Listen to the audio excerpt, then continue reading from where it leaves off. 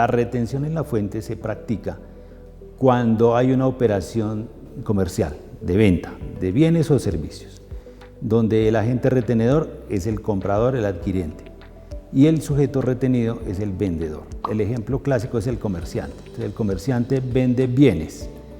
Entonces, por cada venta que haga, por cada venta individual que haga, a un agente de retención, a un contribuyente catalogado como agente de retención, pues va a estar sometido a que le hagan retención en la fuente. Pero a su vez, al finalizar el mes, ese contribuyente debe realizar una sumatoria de todos sus ingresos del periodo y sobre ese liquidar la autorretención en la fuente. La autorretención es un mecanismo en donde el contribuyente, ya aquí hablamos de contribuyente, se debe practicar autorretención sobre el monto de los ingresos que haya obtenido en un periodo de tiempo, que en este caso para la renta es de un mes. Entonces, mensualmente el contribuyente determina cuál fue el valor de sus ingresos y sobre ese valor de ingresos liquida la autorretención. En conclusión, un contribuyente puede estar sometido a retención en la fuente por terceros cuando vende bienes o servicios y a su vez ser agente autorretenedor, en cuyo caso las operaciones económicas estarían dos veces sometidas a retención. La retención en la fuente es un mecanismo que aplica en primer lugar a todas las personas jurídicas del derecho privado y del derecho público. Entonces son empresas o entidades públicas las que son agentes de retención. Hay un grupo pequeño de personas naturales que son los comerciantes, pero esos comerciantes tienen una característica especial y es que ellos deben tener un monto de ingresos y de patrimonio superior a los 1.200 millones para que se conviertan en agentes de retención. Mientras no alcancen esos montos, no son agentes de retención. La retención en la fuente es un mecanismo por el cual el Estado recauda anticipadamente los impuestos a cargo de los contribuyentes. Es la forma de recaudarlo en el menor tiempo posible entre que se sucede el hecho económico y que el contribuyente deba presentar sus declaraciones del impuesto de renta. Entonces, allá en el momento que se está preparando la declaración de renta, se determina cuál es el impuesto a cargo del contribuyente. Y las retenciones funcionan como una forma de pago de ese impuesto.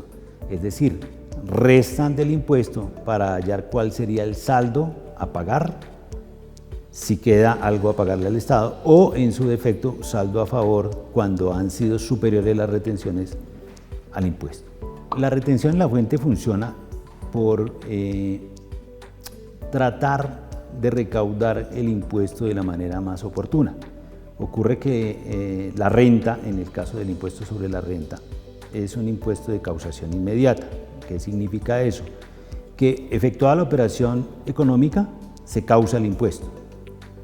Pero por motivos de practicidad en el planeta, lo que ocurre con la renta es que se acumulan las operaciones en periodos gravables. Y la regla general es periodo gravable de un año. Entonces, si el Estado esperara recaudar la renta en la acumulación de operaciones de un año, tendría el ingreso al año siguiente.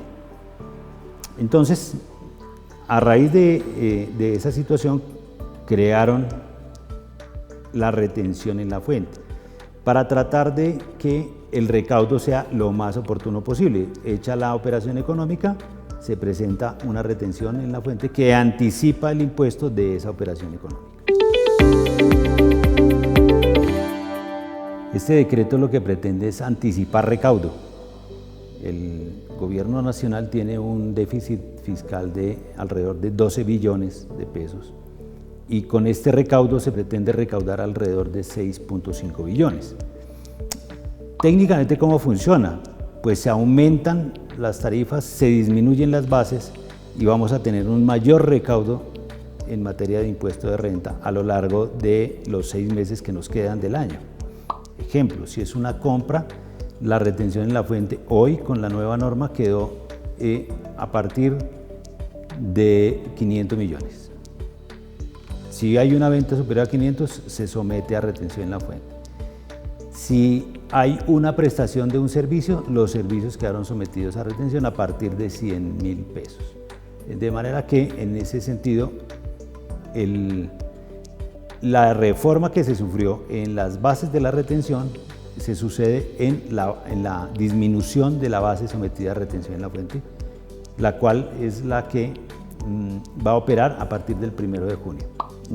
La disminución de la base en la retención en la fuente por el concepto de servicios y por el de compras, pues va a resultar muy duro en términos de que las personas van a tener menos recursos, menos ingresos, ingreso real, ingreso para el gasto, para el consumo.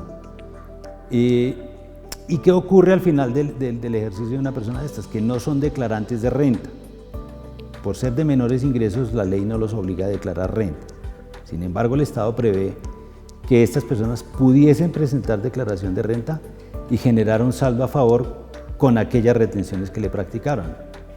Lo que ocurre es que en la vida real una devolución de saldos a favor es bastante dispendiosa, muy dispendiosa, y poner en ese tránsito a una persona normal resulta ser bastante complejo para ellas, de suerte que posiblemente nunca vayan a reclamar ese saldo a favor. Es posible que algunas actividades económicas se vean muy menoscabadas en sus finanzas, dada la alta retención en la fuente que quedó para ellas. Esas que son más afectadas en términos de incremento porcentual de retención son las industrias extractivas, la minería, petróleo, etcétera, que son industrias que les incrementaron la autorretención bastante. Esto se vuelve muy dinámico, entonces este año vamos a recaudar anticipadamente los impuestos que deberíamos recibir el año siguiente y así sucesivamente vamos a tener la misma situación. Entonces en el año 26 anticiparemos todos los impuestos que correspondían para la vigencia del año 27. Es decir, el recaudo anticipado va a ser muy alto y lo que esto en el fondo va a generar son muchos saldos a favor. Lo único que vemos ahora con este cambio es que vamos a recaudar quizás en exceso en muchas actividades económicas donde las retenciones se subieron exageradamente y vamos a generar a cambio una deuda del Estado para con los contribuyentes a través de los saldos a favor.